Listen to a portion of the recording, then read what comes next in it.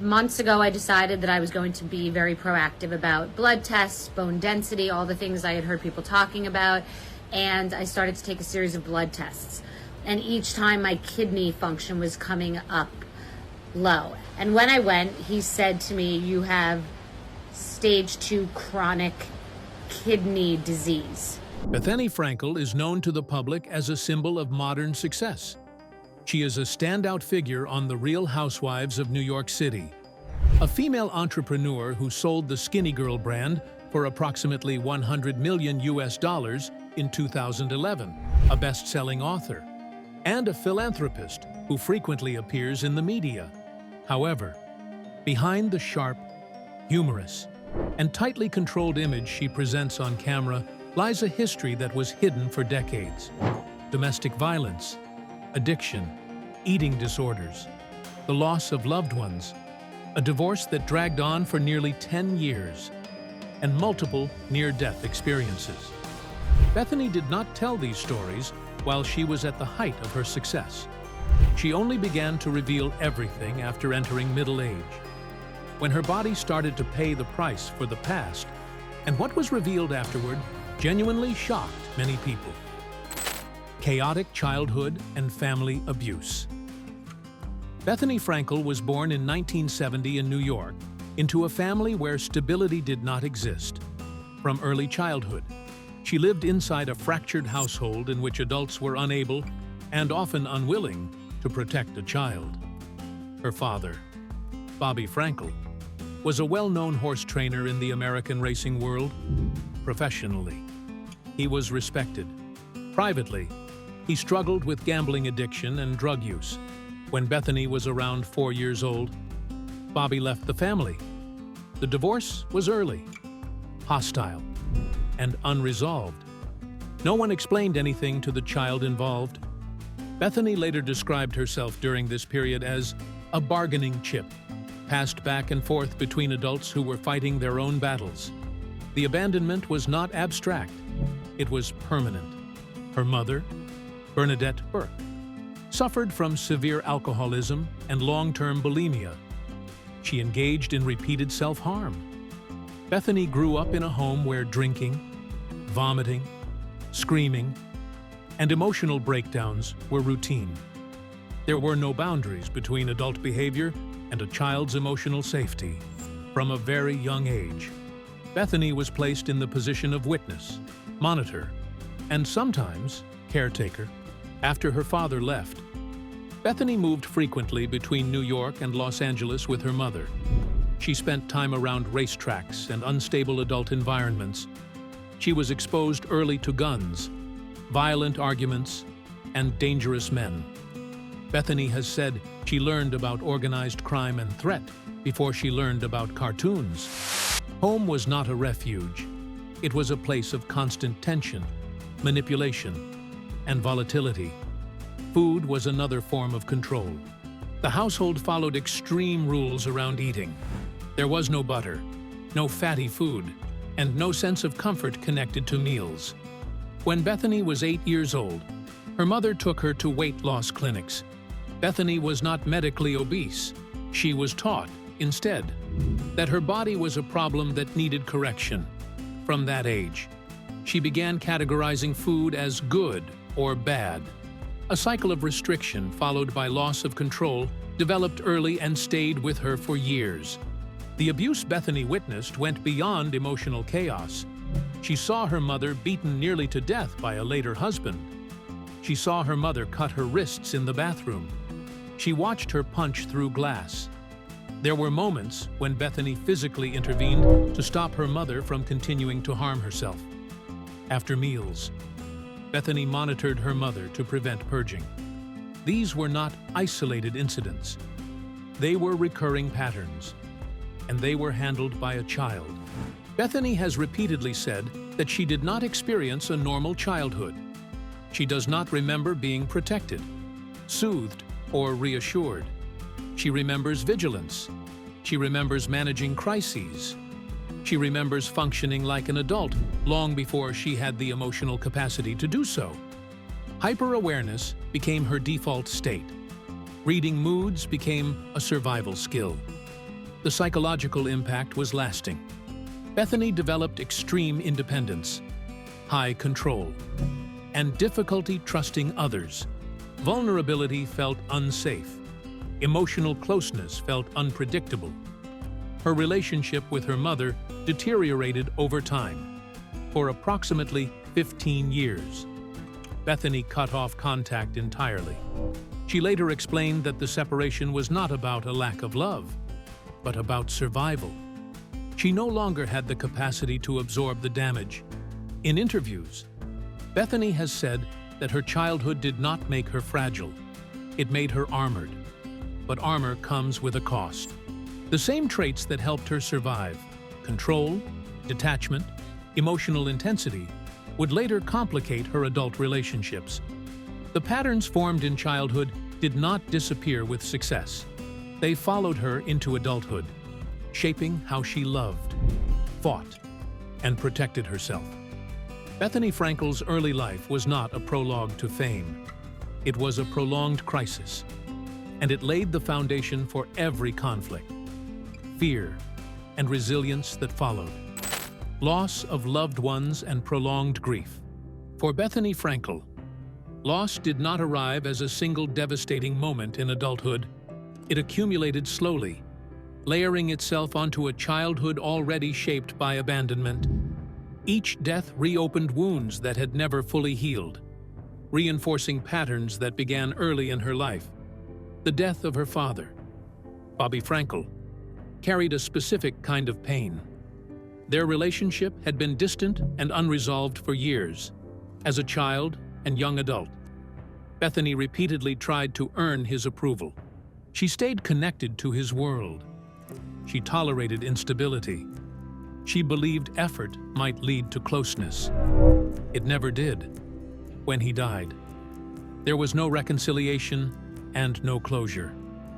His death confirmed what Bethenny had felt since childhood, that she could try endlessly and still be left behind. She later described the loss as permanent abandonment rather than grief alone. The loss of her mother followed years later, but it was no less complicated. In April 2024, Bernadette Burke died of lung cancer at the age of 73. Bethenny publicly described their relationship as complicated, painful, isolating, and filled with demons. At the same time, she acknowledged her mother's intelligence and beauty. The relationship was never simplified into good or bad. It existed in contradiction. For many years, Bethenny had minimal contact with her mother. In later life, limited communication resumed, largely because of Bethenny's daughter, Bryn. Bethenny wanted Bryn to have access to a grandmother, even if the relationship remained fragile and controlled. Reconciliation was partial and cautious. The past was never resolved, it was managed. When Bernadette died, Bethenny stepped back from public life. She paused her divorce-related podcast and withdrew from commentary. She did not frame the loss as healing or redemption. She framed it as layered grief. She mourned the woman her mother was, and also the mother she never had. Both losses existed at once. The most destabilizing loss occurred earlier. In August 2018, Bethenny's longtime on and off partner, Dennis Shields, died from an oxycodone overdose at Trump Tower in New York. He was 51. Bethenny and Dennis had known each other for nearly 2 decades. Their relationship was intense, unstable, and emotionally consuming. At the time of his death, they were not officially together. Bethenny had been considering ending the relationship permanently. She learned of his death through a phone call from his daughter. Bethenny later described screaming uncontrollably and collapsing from shock. The impact was immediate and physical. Her own daughter, Bryn, was deeply affected.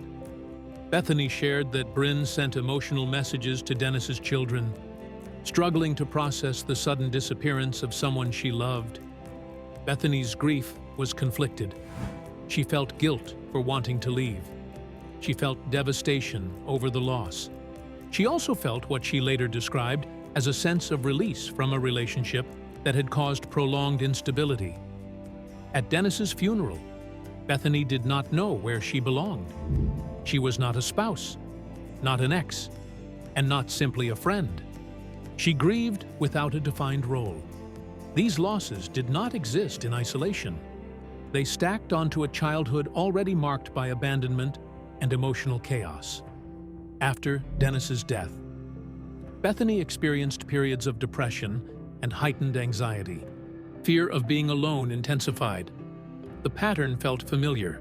People disappeared, either by choice or by force. Bethenny continued working. She remained functional, but privately. Grief became a constant presence rather than a single event. Loss reinforced her need for control and deepened her focus on work, health, and motherhood. Grief did not stop her life. It reshaped how she lived it. Failed marriage and a hellish divorce. When Bethenny Frankel met Jason Hoppy in 2008, she believed she was finally entering a stable phase of life. He was calm, private, and removed from the chaos she had always known. The contrast felt reassuring. In 2010, they married. Later that year, Bethenny gave birth to their daughter, Bryn Hoppy. From the outside, the timeline looked ideal. Romance, marriage, child, success. Inside the relationship, the warning signs appeared early. Bethenny later stated that sexual attraction was minimal from the beginning. Intimacy felt forced rather than mutual. She described experiences where she felt pressured into sex, followed by physical reactions including nausea and vomiting. These moments reinforced a sense that something was wrong, but she pushed forward. Stability mattered more than comfort. She believed endurance could replace compatibility. During the marriage, Bethenny became pregnant again and later miscarried. Instead of devastation, she felt relief. She later acknowledged that the reaction disturbed her. The relief confirmed what she had been avoiding. The relationship was not healthy, and expanding the family within it felt unsafe. By 2012, the marriage collapsed. What followed was not a separation, but a prolonged legal war. The divorce process lasted nearly 10 years, finally concluding in 2021. Custody disputes over Bryn extended for approximately 8 years. The conflict did not remain confined to courtrooms. It entered Bethenny's home, her workplace, and her mental health. Bethenny accused Jason Hoppy of ongoing harassment. She described repeated threatening emails, hostile FaceTime calls, and deliberate attempts to intimidate her. In 2017, Hoppy was arrested and charged with harassment after allegedly sending threatening communications and violating court orders. Bethenny reported that he vandalized her home and verbally attacked her in front of their daughter. She stated that he once called her Ursula the Sea Witch while Bryn was present. Bethenny publicly described the divorce as 10 years of hell. She said it was worse than her childhood and worse than witnessing her mother's self-harm. The statement was not rhetorical. She explained that the divorce removed all sense of safety. There was no recovery period. The conflict reset daily. The toll on her health was visible. Bethenny experienced hair loss, chronic anxiety, and emotional exhaustion. She later admitted that there were moments when she believed she would not survive the process. The legal battles consumed time, energy, and focus. Even as her career advanced, her personal life remained frozen in conflict. The situation worsened after the death of Dennis Shields in 2018, following Shields' overdose. Jason Hoppy's legal team accused Bethenny of exposing their daughter to a drug addict. Bethenny described the accusation as cruel and opportunistic. Grief became another weapon in the custody battle. The timing intensified her psychological strain. Throughout the divorce, Bethenny continued to work. She filmed television shows, ran businesses, and managed public appearances. Functionality became survival. but privately. The experience reshaped her understanding of relationships. She later said the divorce taught her that legal entanglement with the wrong person can be more damaging than loneliness. When the divorce finally ended in 2021, Bethenny did not describe relief as happiness. She described it as silence. The absence of constant conflict felt unfamiliar. She became more guarded, more deliberate, and more skeptical of romantic narratives. This shift influenced her later relationship with Paul Bernon. The relationship was private and structured differently. Bethenny emphasized independence, boundaries, and emotional distance. She no longer believed in merging lives completely. The divorce had erased that belief. Bethenny Frankel's marriage to Jason Hoppy did not fail quietly. It collapsed publicly and violently, consuming nearly a decade of her life. The experience did not just end a relationship. It altered her view of love, safety, and commitment. If childhood taught her to survive chaos, the divorce taught her to avoid it at all costs. Health issues and near-death experiences. By 2018, the accumulation of stress, grief, and prolonged legal conflict had begun to manifest physically for Bethenny Frankel.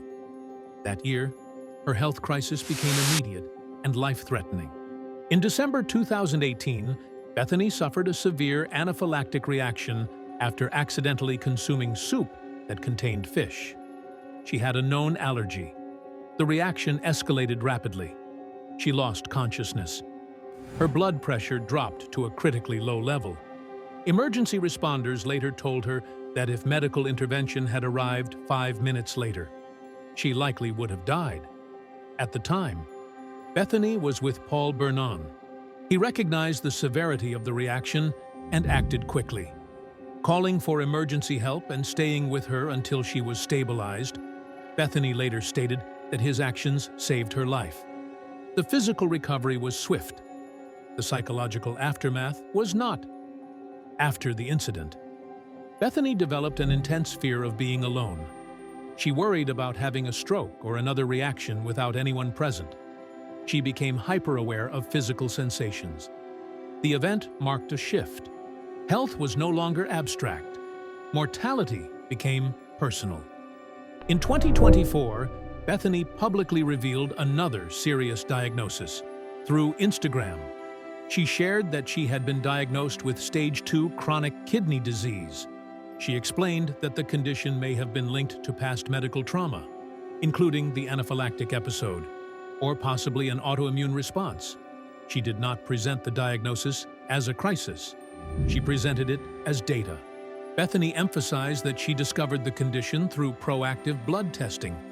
She encouraged followers to review their lab results and ask questions. She referred to her audience as part-time doctors, urging them to take ownership of their health. The tone was direct. She framed vigilance as survival. Her health issues cannot be separated from her psychological history. Bethenny has long acknowledged disordered eating patterns rooted in childhood control and reinforced by stress. The cycle of restriction and overcompensation intensified during her divorce. Food became both a coping mechanism and a source of anxiety. Chronic stress compounded physical strain. Bethenny has never claimed to be healed. Instead, she has described herself as informed. The near-death experience forced her to confront the limits of control. The kidney diagnosis reinforced the cost of long-term stress. Health became another system she learned to monitor carefully. For Bethenny Frankel, survival has not meant the absence of crisis. It has meant learning to recognize it early and respond before it becomes fatal. Financial struggles and legal battles before wealth and recognition. Bethenny Frankel lived with persistent financial instability. In her early 30s, she was burdened by credit card debt and had approximately $8,000 to her name. Living in New York intensified the pressure. Rent, food, and transportation required constant calculation. Financial anxiety was daily and immediate. When Bethenny joined the Real Housewives of New York City, The financial relief was limited. Her salary during the first season was modest. The exposure provided opportunity, not security. She continued working multiple jobs while developing business ideas with uncertain outcomes. The launch of Skinnygirl changed her financial trajectory, but it also introduced new legal challenges.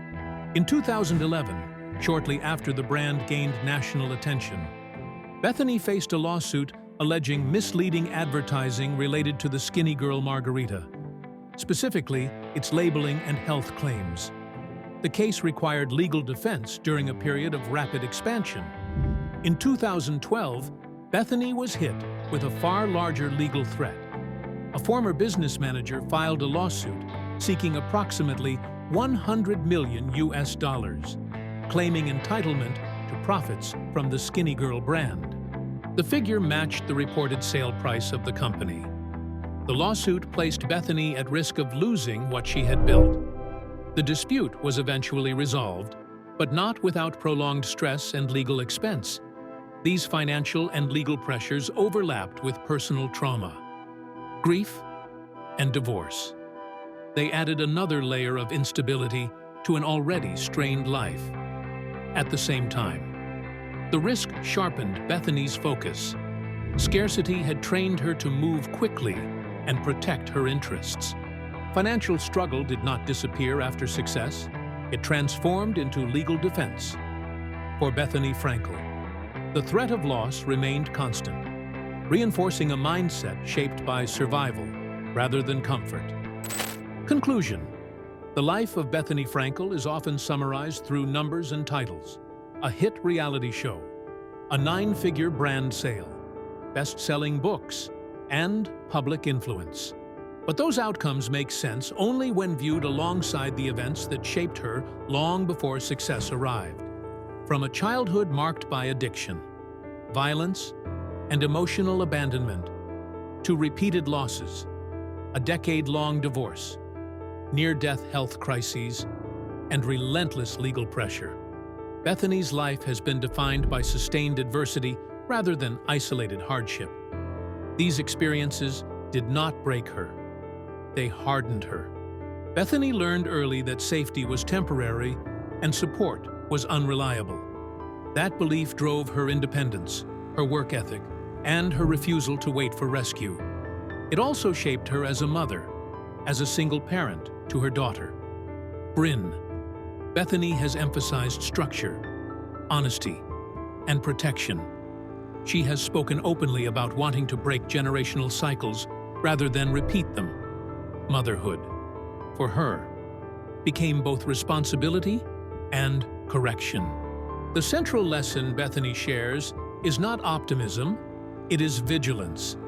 In recent years, she has repeatedly urged people to monitor their health, review medical data, and take early warning signs seriously. When she revealed her kidney diagnosis, she framed it as proof that ignoring stress and trauma has long-term consequences. She encouraged her audience to act like part-time doctors, advocating for themselves rather than assuming someone else will intervene. Her message is practical, not inspirational. Pay attention, ask questions, act early. Bethenny also speaks openly about endurance. She does not claim to have healed fully. Instead, she emphasizes functionality, getting through crises without losing momentum. Transparency became part of her survival strategy. By speaking publicly about divorce, grief, and illness, she reframed vulnerability as information. Sharing became a way to reduce isolation, both for herself and for others watching. Looking forward, Bethenny continues to focus on controlled engagement rather than expansion. Her philanthropic work, particularly through disaster relief efforts, reflects direct action rather than symbolic charity. She contributes resources quickly, often bypassing traditional systems. In her personal life, she has maintained clearer boundaries, placing stability over intensity. She no longer frames strength as endurance alone, but as selectivity, choosing where to invest energy and where to withdraw. Bethenny Frankel's story does not resolve neatly. There is no final transformation scene. What exists instead is continuity. She moves forward with the same traits that once helped her survive chaos: awareness, decisiveness, and refusal to minimize reality. As she has stated in various interviews, adversity does not define a person. Response does. Bethenny's life illustrates that resilience is not about erasing damage. It is about learning how to live with it without being consumed.